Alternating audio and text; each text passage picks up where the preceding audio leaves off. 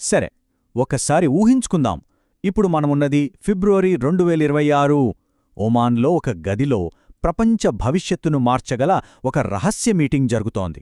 అక్కడ తీసుకునే నిర్ణయం ఒక భయంకరమైన యుద్ధాన్ని ఆపచ్చు లేదా మొదలుపెట్టచ్చు. ఇప్పుడు జరుగుతున్నది ఏదో స్నేహపూర్వక చర్చ కాదు, దీన్నే బలవంతపు దౌత్యం అంటారు. అంటే ఏంటంటే, ఒక చేత్తో శాంతి గురించి మాట్లాడుతూనే మరో చేతిలో యుద్ధానికి సిద్ధంగా ఉన్నామనే బలమైన సంకేతం ఇవ్వటం. ప్రస్తుతం ఇరాన్తో జరుగుతున్నది సరిగ్గా ఇదే. అసలీ చర్చల్ని తుపాకీ నీడలో చర్చలు అని ఎందుకంటున్నామంటే దాని వెనుక పెద్ద కారణమే ఉంది. మస్కట్లో ఇప్పుడు అంత టెన్షన్ ఎందుకుంది? ఆ కారణాలేంటో కొంచెం లోతుగా చూద్దాం. ఇక్కడ మనం ఒక చాలా ముఖ్యమైన విషయం గమనించాలి. సాధారణంగా ఇలాంటి పెద్ద చర్చలకి దౌత్యవేత్తలు అంటే డిప్లొమాట్స్ మాత్రమే వెళ్తారు. కాని ఈసారి చూడండి, అమెరికా టీంలో ఒకవైపు స్పెషల్ ఎన్వాయ్ స్టీవ్ విట్కాఫ్ ఉంటే, మరోవైపు ఆ ప్రాంతానికి top military commander admiral Brad Cooper కూడా ఉన్నారు.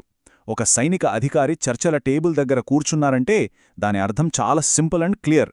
మాతో మాట్లాడండి లేదా మాతో యుద్ధం చెయ్యండి అని చెప్పకనే చెప్తున్నారన్నమాట.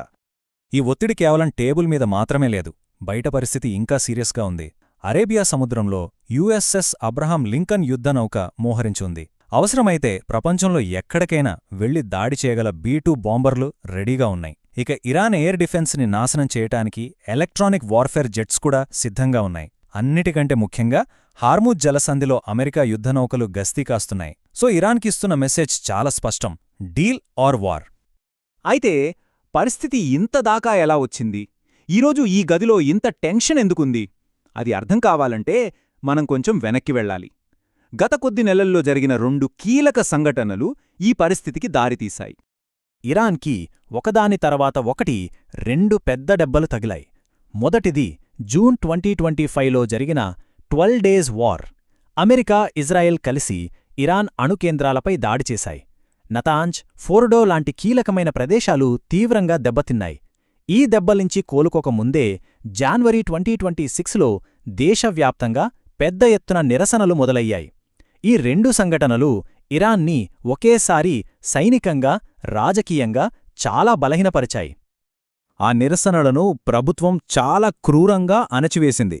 లీకైన డాక్యుమెంట్స్ ప్రకారం కేవలం 2 రోజుల్లోనే జరిగిన ఊచకోతలో దాదాపు 36,500 మంది చనిపోయారని అంచనా. ఇది చాలా పెద్ద సంఖ్య. ఈ ఒక్క సంఘటనతో ఇరాన్ ప్రభుత్వం సొంత దేశంలోనే పట్టుకోలిపోయింది. ఆర్థికంగా దేశం పూర్తిగా కుప్పకూలిపోయింది. ఇప్పుడు వాళ్ళ ముందున్న ఏకైక మార్గం మనుగడ కోసం పోరాడటం. అందుకే ఇష్టం లేకపోయినా ఈరోజు వాళ్లు చర్చల బల్ల దగ్గరికి రావాల్సి వచ్చింది. సరే, ఇదంతా బ్యాక్గ్రౌండ్. మరిప్పుడు ఈ చర్చల్లో ఏ పక్షానికి ఏం కావాలి, ఎవరి లక్ష్యాలు ఏంటి అనేది ఇప్పుడు చూద్దాం. ఇది చాలా ఆసక్తికరంగా ఉంటుంది. ఇక్కడే అసలు సమస్య అంతా ఉంది. అమెరికా డిమాండ్ చాలా సూటిగా ఉంది. జీరో న్యూక్లియర్ కేపబిలిటీ అంటే ఇరాన్ అణుబాంబు తయారుచేసే అవకాశం 0 ఉండాలి, ఎలాంటి ఎన్రిచ్మెంట్ ఉండకూడదు. కాని ఇరాన్ ఏమంటోందంటే, మేం అణు కార్యక్రమం గురించి మాట్లాడతాం, కాని మా మిస్సైల్ ప్రోగ్రాంని మాత్రం టచ్ చెయ్యొద్దు అంటోంది. ఎందుకంటే వాళ్ల దృష్టిలో తమను తాము కాపాడుకోవడానికి, తమ ప్రభుత్వం నిలబడటానికి ఉన్న చివరి ఆయుధం ఆ క్షిపణులే. ఈ చర్చల్ని మరింత కాంప్లికేట్ చేస్తూ సరిగ్గా ఇదే సమయంలో రెయిన్బో సైట్ అనే ఒక కొత్త రహస్య స్థావరం బయటపడింది. ఇది మామూలు స్థావరం కాదు. ఇక్కడ అడ్వాన్స్డ్ న్యూక్లియర్ వెపన్స్ కోసం ట్రిటియం అనే పదార్థాన్ని తయారుచేస్తున్నారని తెలిసింది. ఈ ఒక్క విషయంతో ఇరాన్ని నమ్మడానికి వీల్లేదు, వాళ్ళు రహస్యంగా ఇంకా ఏదో చేస్తున్నారు అన్న అమెరికా వాదనకు మరింత బలం చేకూరింది. అందుకే వాళ్లు జీరో కేపబిలిటీ అనే డిమాండ్కి కట్టుబడి ఉన్నారు. మరి ఈ ప్రతిష్టంభన నుంచి బయటపడటానికి మధ్యవర్తులు ఒక ఫ్రేమ్వర్క్ ప్రపోజ్ చేశారు. ఆ డీల్ ఎలా ఉందంటే, ఇరాన్ తన యురేనియం ఎన్రిచ్మెంట్ని 3 ఏళ్లపాటు పూర్తిగా ఆపేయాని, ఆ తర్వాత కూడా కేవలం 1.5% స్వచ్ఛతకు మించి చేయకూడదు. ఇది నామమాత్రమే. ముఖ్యంగా వాళ్ళ దగ్గర ఇప్పటికే ఉన్న 60% స్వచ్ఛతగల యురేనియమంతా వెంటనే దేశం బయటకు పంపేయాలి. అంటే బాంబు తయారు చేయడానికి అవసరమైన ముడి పదార్థాన్ని వదిలేయాలి. దీనికి బదులుగా ఇరాన్కి ఏమొస్తుంది? వాళ్ల ఫ్రీజ్ చేసిన డబ్బులు రిలీజ్ అవుతాయి, చమురు అమ్ముకోవడానికి ఉన్న ఆంక్షను సడలిస్తారు. అంటే అణుబాంబు ఆశ వదులుకుంటే ఆర్థికంగా ఊపిరి పీల్చుకోవచ్చు. ఇది డీల్.